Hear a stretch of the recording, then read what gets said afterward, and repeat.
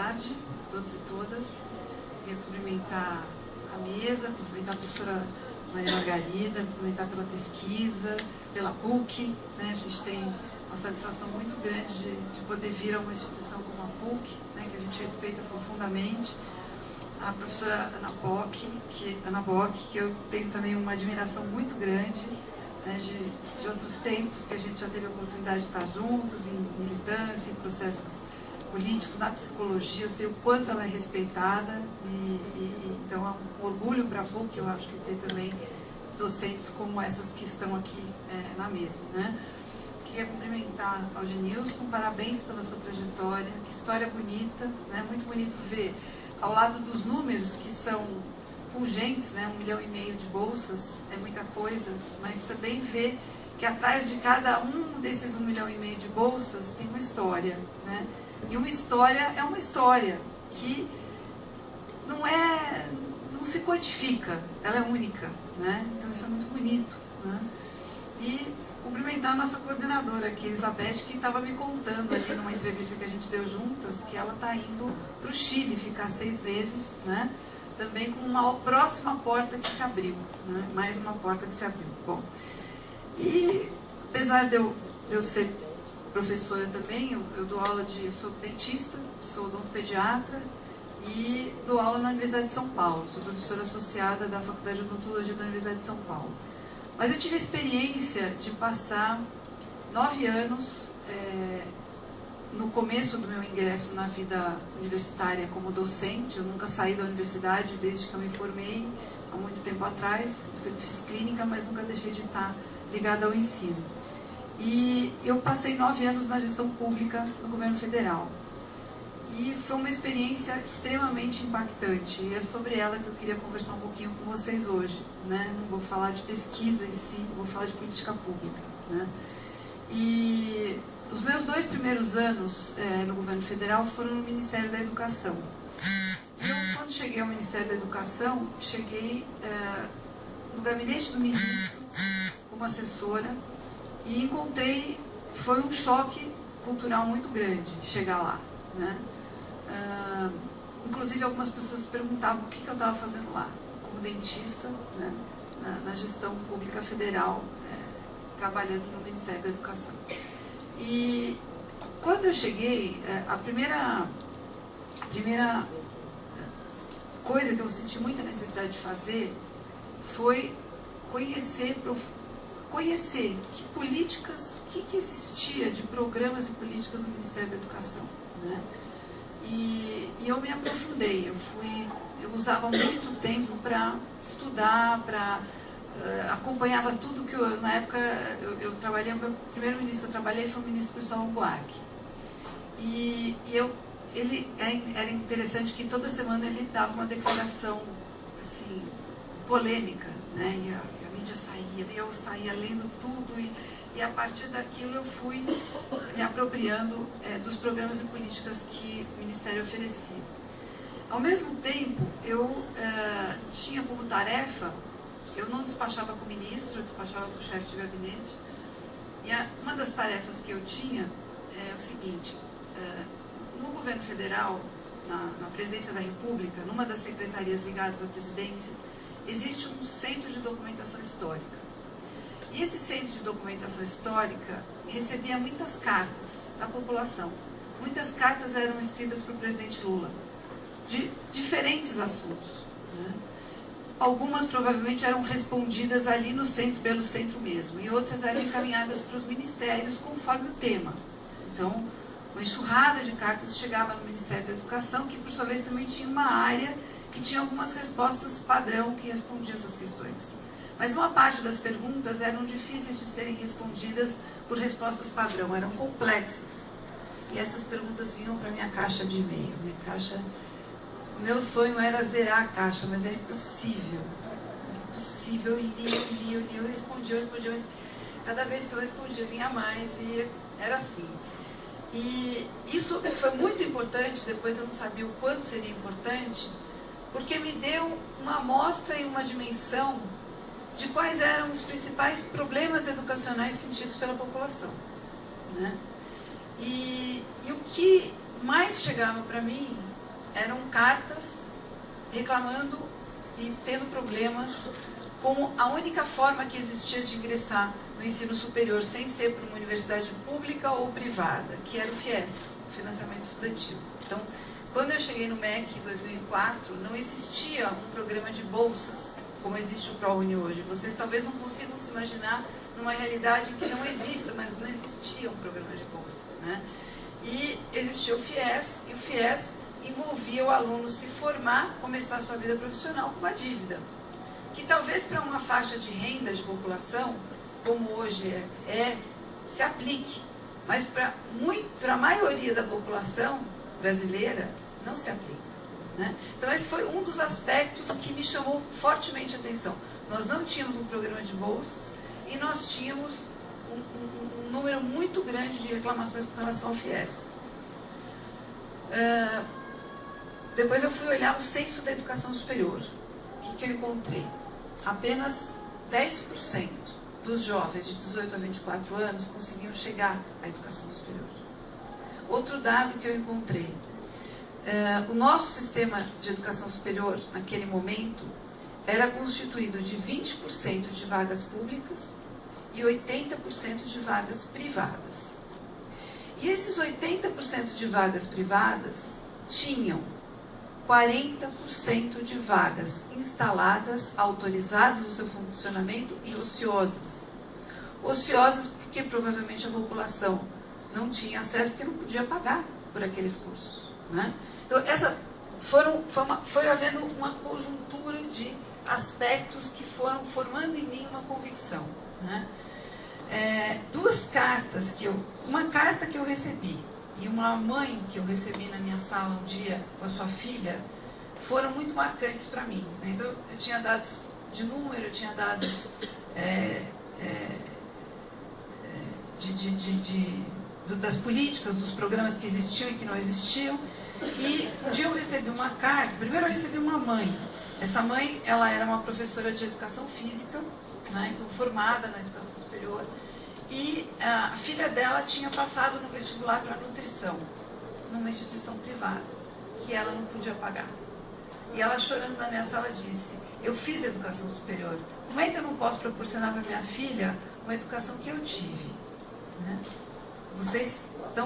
Muitos de vocês provavelmente são o primeiro da sua geração a ter acesso à educação superior, que é uma coisa uma conquista maravilhosa, né? Vocês são todos vencedores, campeões, né? Então imagina essa mãe que não tinha essa possibilidade. Ela chorou na minha sala e eu não tinha o que dizer para ela, né? Eu falei, ela tem razão, né?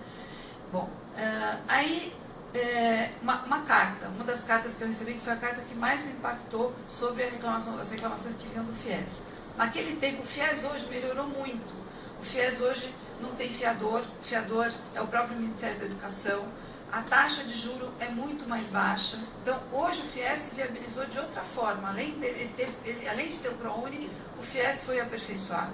Outra coisa é que, além de ter o ProUni e o FIES, depois do ProUni, o atual prefeito, quando então ministro da Educação, junto com o presidente Lula, fez uma expansão nunca vista antes na educação superior do nosso país pública. Então, foram dobradas as vagas de ingresso nas universidades públicas federais. O processo de ingresso se tornou o Enem e o SISU, unificado, não era assim. Quem queria fazer um vestibular no Acre tinha que ir lá no Acre, se deslocar até o Acre para fazer uma prova. Hoje, você, com a nota do Enem, você tem acesso a toda a rede de educação superior pública e privada, né? E não tira a questão do mérito, é por nota, por desempenho, né? Foram abertos 126 novos campi universitários e todos eles interiorizados, nenhum na capital. Então, se você viajar pelo interior do Brasil, você vai ver o quanto a educação superior está mudando o interior do Brasil. E isso foi uma expansão da universidade pública, para dizer que o ProUni não veio sozinho, ele veio primeiro, porque era o que estava à mão para fazer primeiro. E nós apanhamos muito da universidade pública, porque achavam que a gente estava favorecendo as universidades privadas, né? Eu tenho um catatal, assim, outro dia, escrevendo a história do FIES, me pediram um projeto da história do ProUni, o projeto que deu origem, né? Porque fui eu que escrevi o projeto que deu origem, muito em colaboração com o Fernando, né? Com a Haddad. E, bom, a carta do FIES que eu li era uma mãe que era fiadora do seu filho. O seu filho se formou pelo FIES em engenharia. 6 meses depois dele se formar, ele faleceu. E nem a regra de caducar, porque normalmente quando a pessoa que tem uma dívida falece, a dívida é que tá assim, deixa de existir. O FIES não tinha essa regra. Então essa mãe ia cada 6 meses lá pagar o financiamento, né? E ela vivia um luto de novo, da perda de um sonho, da perda do filho, né? Então essas questões foram formando para mim uma convicção, para além de olhar a política pública, mas olhar a realidade das pessoas, de que alguma coisa precisava ser feita, um sentimento de urgência, né? Bom, eu comecei, aí tem mais um aspecto, né, depois desses aspectos todos. Antes de ir para o Ministério da Educação, eu trabalhei 8 anos numa universidade privada, na Universidade de Guarulhos. Eu dei aula há 8 anos na Universidade de Guarulhos. E ela era uma universidade que tinha uma organização administrativa como filantrópica, né, sem fins lucrativos. E, ao ser sem fins lucrativos, essas instituições têm uma isenção de impostos que era computada de várias maneiras. Então, por exemplo, nós atendíamos crianças, adultos, para oferecer tratamento odontológico. Mas a gente oferecia esse tratamento para fins pedagógicos para os estudantes. Os alunos faziam esse atendimento para fins pedagógicos. E isso era computado como filantropia e gerava isenção de impostos, né? Então, você podia pensar, é isso mesmo, tem que ser isso. Bom, então, isso foi uma coisa que eu tinha na cabeça. Quando o prefeito Fernando Haddad foi, ele trabalhou na prefeitura, antes de ser ministro da Educação, ele trabalhou na prefeitura de São Paulo, na Secretaria de Finanças. E naquele momento, ele às vezes me contava, naquele momento eu não tinha chegado a trabalhar com políticas públicas, mas já admirava as possibilidades. Então, o que ele fez aqui em São Paulo, naquele momento? Era uma necessidade fazer com que os professores da educação básica tivessem nível superior. Hoje a maioria já tem. Naquele momento era uma meta, mas que não estava atingida. Então ele precisava ampliar o acesso dos professores da rede pública básica aos cursos de pedagogia. Então ele entrou em acordo, só que isso não foi à frente, mas ele chegou a fazer um acordo com algumas instituições de ensino em São Paulo, trocando o ISS, dando a essas instituições isenção de um imposto municipal, que é o ISS, não uma isenção, na verdade, a troca do imposto por vagas. Então, eu sabia que essa engenharia já tinha sido tentada. E a primeira vez que eu falei com ele sobre isso, será que a gente não consegue fazer uma troca de impostos no governo federal para criar um programa de bolsas? E ele, no começo, estava desanimado, ele falou, eu já tentei, isso não deu certo. Mas eu fui conversando a fundo, por que não deu certo? O que aconteceu? Vamos tentar, você me ajuda? Eu vou escrever o projeto, você me ajuda? Bom, aí eu fui atrás, liguei para uma instituição que era com fins lucrativos e pedi para ela me mandar um estudo sobre os impostos federais que ela pagava e uma estimativa de porcentagem do lucro que isso representava, para começar a pensar na história. Bom, assim um pouco nasceu o projeto do ProUni. Quando eu tinha esse projeto escrito, eu ia conversando com o Fernando, eu sozinha não teria dado conta, ele tinha apropriação de muitas coisas que eu não tinha. Eu só tinha muita vontade e convicção de que aquilo precisava ser feito.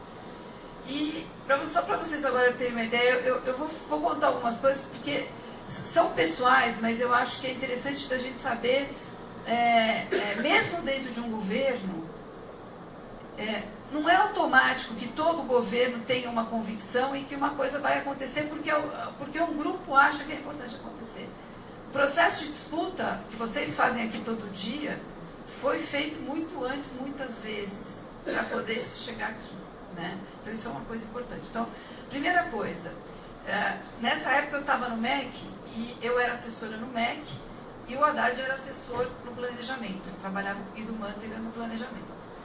E eu ia conversando com ele e um dia ele falou para mim assim, bom, você escreveu o projeto. Bom, primeiro foi para mostrar o projeto para o ministro. Eu não tinha acesso direto ao ministro. Eu mostrava para o chefe de gabinete e dizia, eu preciso mostrar esse projeto para o ministro. Ele falava assim, primeiro eu pedia para ele mostrar. E ele não conseguia ver a importância, ele não mostrava, né? Quando passou um período e eu vi que ele não mostrou, eu vi que eu precisava furar a fila. Um dia eu pedi para o major, que ficava na frente do ministro ali, major, eu preciso de 5 minutos com o ministro, por favor. Resolvi extrapolar a hierarquia e fui falar com o ministro Cristóvão Buarque, mostrei o projeto para ele se interessou, achou muito bonito, falou, olha, você vai falar com a Secretaria de Educação Superior, com a Secretaria de Políticas, e eu fui fazer todo um périplo pelas secretarias que estavam envolvidas. Todo mundo ouviu, interessante, mas não avançava. Bom, aí, voltei, Fernando, preciso... Que passo que eu dou? Né? Ele falou, ó, vamos fazer o seguinte, vamos abrir uma escuta com algumas mantenedoras, que tem principais mantenedoras, porque a gente tem que combinar o jogo. Como é que pode ser? Né? Então, nós fizemos uma reunião lá no planejamento, trouxemos algumas grandes instituições de ensino, apresentamos a proposta que a gente estava pensando. Eles olharam assim, acho muito difícil vocês conseguirem fazer isso. Mas se por acaso vocês vierem a fazer, uma das coisas que eles observaram, fizeram várias críticas, acharam que era uma coisa muito complicada, muito difícil, mas que se por acaso a gente viesse a fazer, naquela época ainda não tinha os sinais estavam começando a ser implantados, o Sistema Nacional de Avaliação da Educação Superior, o ENAD. Antes do ENAD tinha uma outra prova que era o Provão, né? Então eles faziam um Provão, não é isso? Então eles falavam assim pra gente, olha, mas se vocês implementarem, vocês vão ter que tirar os alunos desse programa, que não tinha nome ainda, da avaliação do Provão, porque senão eles vão fazer cair a nossa nota do Provão. Foi aquilo que eles conseguiram aprender naquele momento, porque existia uma confusão, né? Hoje vocês provaram, acho que os estudos de desempenho mostram que mérito e renda são duas coisas completamente diferentes. Não se confundem, né? Mas naquela época ainda havia uma certa...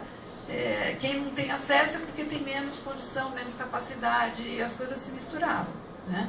Então, vocês têm esse papel de ter comprovado isso também. Bom, passada essa etapa, enquanto estava o ministro Cristóvão, eu não estava conseguindo emplacar, né, o projeto. Por enquanto, nesse momento, era só um projeto. Bom, aí houve uma mudança no Ministério da Educação, e assumiu o Ministério da Educação o ministro Tarso Genro, que acabou convidando o Haddad, que estava no planejamento, para assumir a Secretaria Executiva do Ministério da Educação. No segundo dia que o ministro Tarso estava no Ministério, aí com o acesso facilitado que a gente tinha, nós fomos ao gabinete dele e mostramos o projeto. E ele olhou o projeto e o olho dele brilhou. Aí, em 3 ou 4 dias, ele já tinha anunciado. Eu quase caí para trás, falei, meu Deus, e agora? Como é que vai ser? Para onde? O que nós vamos fazer? Né? E ele anunciou. Bom, aí teve outra etapa de dificuldades que foi interna no próprio Ministério da Educação.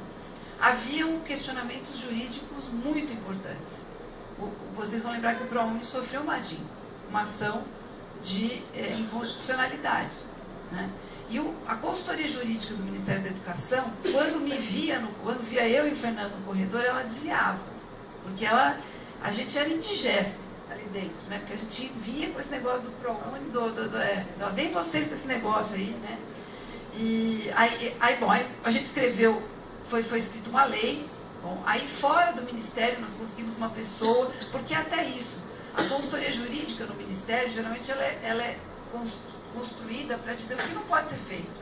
E nem sempre ela é pensada para ser propositiva. Hoje isso está mudando um pouco, mas ela não é propositiva. Bom, minha função como advogado não pode ser só interpretar a lei que existe, mas tem que ser formular novas leis para que novas ações possam ser feitas, né? E acabou isso sendo feito uma equipe fora, e foi o Fernando que conseguiu levar e desatar esse nó jurídico para que pudesse ser feita a medida provisória. Bom, vencido o problema interno no Ministério, aí quando anunciou, o Ministério começou a apanhar de todo lado. Eu tenho coleção de jornais, de matérias que saíam em todos os jornais. O setor privado batia porque tinha entendido do que se tratava, o setor público batia porque achava que estava fortalecendo o público. Era o pior dos mundos, a gente tinha todo mundo contra a gente, né? E o presidente Lula, pelo valor que dava para a educação, bancou, né, saiu como uma medida provisória, ou seja, antes de discutir no Congresso, ele baixou uma medida provisória e implementou o programa. Bom, aí, antes disso, também teve mais uma dificuldade, que foi a Secretaria de Fazenda, o Ministério da Fazenda. Porque até eles fazerem todas as contas do impacto, mesmo sendo uma isenção que já acontecia, tinha uma certa complexidade, que aí o presidente Lula arbitrou a favor do Ministério da Educação. Né? Mas foram alguns meses de discussão. Quando foi para o Congresso Nacional tem uma grande representação de entidades públicas de várias naturezas, como a professora Margarida colocou. Tem privadas e privadas, tem muitos tipos de... A PUC é uma instituição altamente respeitável, altamente humanista, voltada para o bem público, mesmo sendo privada, mas tem outras instituições privadas que têm um foco muito grande no lucro, e não tanto só no processo educacional. E muitas vezes estão representadas ali no Congresso. Então a gente tinha a medida provisória foi implantada, colocando como a isenção, a troca de impostos por bolsas no patamar de 20%, que foi o cálculo inicial que a gente fez. Quando foi para o Congresso, isso baixou primeiro para 7%. Depois, no Senado, nós conseguimos subir para 10%. A gente ia gabinete por gabinete dos senadores com um gráfico mostrando quantas vagas representava no seu estado aquilo, para tentar convencer eles de que era importante subir um pouquinho esse patamar. Bem, chegamos nos 10% e foi aprovado. Né? Mas assim, um pouco é que começou o ProUni. Né? E a gente vê como que a dificuldade, o desafio que acontece às vezes, por exemplo, na mídia, só saía notícia ruim, né? na mídia brasileira, sobre o programa. Então a gente não tinha como conversar com a população e dizer que era uma coisa positiva, não conseguia apoio de lugar nenhum. E aí um dia veio um jornalista do Financial Times para entrevistar o ministro Tarso Genro. O ministro Tarso Genro falou com ele sobre o programa. Até o nome, eu estava escrevendo o projeto e tinha que ter um nome. E como a logo do governo era Brasil, um país de todos, que era a logo do governo, né? E achei que Universidade para Todos falava bem do que se tratava. Então, por isso que ficou Universidade para Todos. E esse jornalista falou 5 ou 10 minutos com o ministro Tarso, ele tinha outra agenda, e falou assim, ó, vai lá, conversa com a Ana Estela, que se precisar mais de informação, ela vai saber te dar. E esse jornalista, eu até estranhei, porque ele, diferente de outras matérias, que às vezes já vem com o lead pronto, só para tomar uma declaração tua e publicar do jeito que... Ele conversou detalhadamente, fez várias perguntas, aí eu esqueci o assunto, né? Não acompanhei. Um dia meu irmão, que é advogado e acompanha esse tipo de mídia, né, me ligou, falou, você não acredita, tem uma matéria no Financial Times sobre o ProUni, né? Você, inclusive, o jornalista cita você. Não acreditou que estava... Mas eu fui buscar a matéria. Quando eu fui ver a matéria, eu achei interessantíssima. Eu guardei essa matéria, porque a matéria informava o que era a proposta. Ela foi o único lugar que eu consegui ver escrito, sem se posicionar a favor nem contra, mas ele de fato informou o que era aquela proposta, o que estava sendo proposto. Porque às vezes a população não tem chance de se posicionar porque a informação não chega corretamente. Né? Então, são aprendizados que eu fui tendo. Nunca mais li um jornal depois de viver tudo isso da mesma forma. A gente muda muito a forma de ver as coisas, de interpretar os fatos e as notícias. Né? Bom, daí para frente, aí foi todo o processo de usar o Enem para ir para o ingresso. Isso é muito importante porque mantém a questão do mérito, né? A questão das cotas que foram combinadas com o sistema de ingresso, né? E quando foi em 2011, talvez a última coisa que eu conte aqui para vocês, em 2011, eu já estava no Ministério da Saúde, eu passei depois 7 anos no Ministério da Saúde, à frente das políticas de formação na área da saúde. E estava se formando a primeira turma de medicina. Né? Então nós organizamos um encontro, os primeiros 500 ProUnistas que estavam se formando em todo o país em medicina, né? Se eu não me engano, alguns da PUC, Sorocaba, estiveram lá. Né? E trouxemos o ministro, o presidente, e trouxemos assim informações sobre as políticas que o SUS oferecia, porque nós temos hoje tínhamos a residência, uma série de políticas que podiam ser um campo de trabalho, né? E o presidente Lula, então, foi, mas ele ficou tão emocionado e tão feliz nesse encontro que ele não saiu enquanto ele não fez uma foto, todo mundo queria tirar foto com ele, né?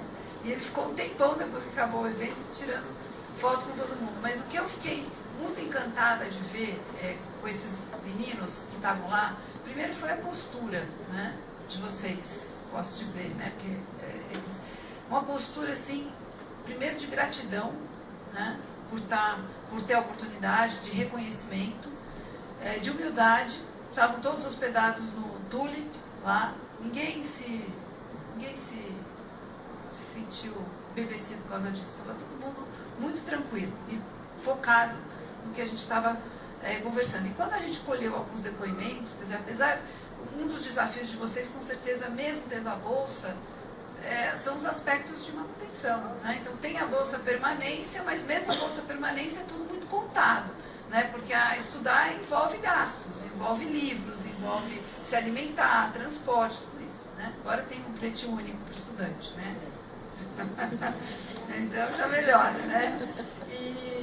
Bom, e quando a gente colhia os depoimentos, né? Primeiro depoimento assim, um dos meninos que estava fazendo medicina, o pai dele era pedreiro, e ele tinha prestado 10 vezes vestibular, até conseguir. E aí ele estava fazendo medicina pelo ProUni, né? Depois, outros que a gente foi entrevistando, todos que a gente entrevistou faziam algum trabalho comunitário e social, além de estudar o dia inteiro. Tipo, eu preciso devolver para a sociedade o que eu estou recebendo. Que muitas vezes um aluno que tem a facilidade de chegar na educação superior, esquece, né? A relevância social é a função social cidadã que tem educação superior. Você se forma numa profissão para ajudar a melhorar a tua sociedade, né? Para fazer o teu trabalho e para tornar a sua sociedade mais igualitária, mais justa, mais solidária, mais humana e melhor, né? Tudo com mais qualidade. A gente não pode esquecer dessa responsabilidade que a gente tem como profissional, né? E todos eles eu senti muito imbuídos dessa responsabilidade, né? Vendo aqui, a maioria dos que fazem ProUni, eu estava dando uma olhadinha nos dados da professora Maria Margarida, são jovens, mas a gente tem um grupo de pessoas mais velhas. Quando foi a cerimônia da Bolsa número 1 milhão, que foi feita lá no Palácio do Planalto, nós estávamos presentes. Uma das meninas que deu entrevista, né, uma delas, um rapaz estava entrando para trabalhar no prédio da Petrobras, já o seu primeiro emprego, e nesse prédio a mãe dele, inclusive, fazia faxina. E ele estava entrando por um outro contexto, por um outro espaço. Mas tinha uma moça que se formou em medicina de família, em medicina, estava empregada no SUS como médica de família e comunidade, ganhando lá um salário de 10, 15 mil reais. E a mãe dela agora tinha ido fazer o curso de psicologia. Ela tratou a mãe dela que teve depressão, e a mãe dela, depois disso, pelo ProUni, foi fazer o curso de psicologia, né? Então, assim, eu queria cumprimentar vocês por terem constituído o coletivo ProUnice, tá? Vocês têm o Facebook, né? Eu já fiz minha solicitação de amizade, quero ser amiga de vocês, tá? Espero que vocês me aceitem. E eu acho que é muito importante vocês terem essa organização, vocês baterem no peito e dizerem que vocês têm orgulho de ser ProUnistas. Vocês são campeões, vocês são vencedores, vocês têm que ter um espaço reservado para vocês. Eu acho que os primeiros que chegam é um desafio imenso, é muito opressor. É opressor chegar na instituição de ensino superior e encontrar, eu tenho certeza que o que vocês encontram são muitas dificuldades, muitos desníveis, e discriminação.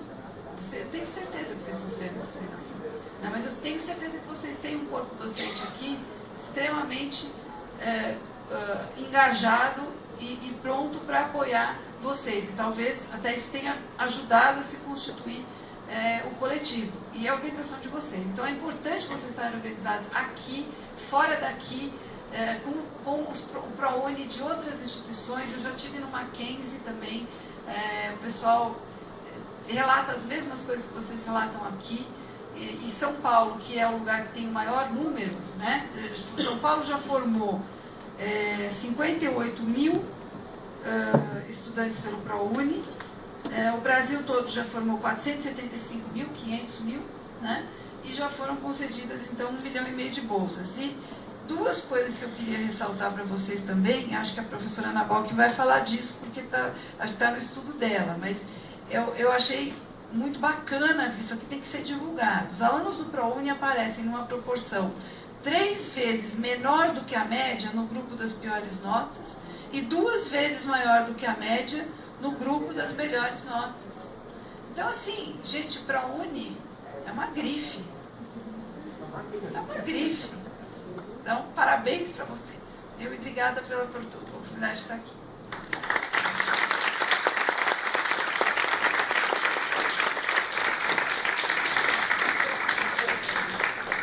Nós aqui agradecemos a sua presença e agora eu vou passar a palavra para a professora doutora Ana Bock.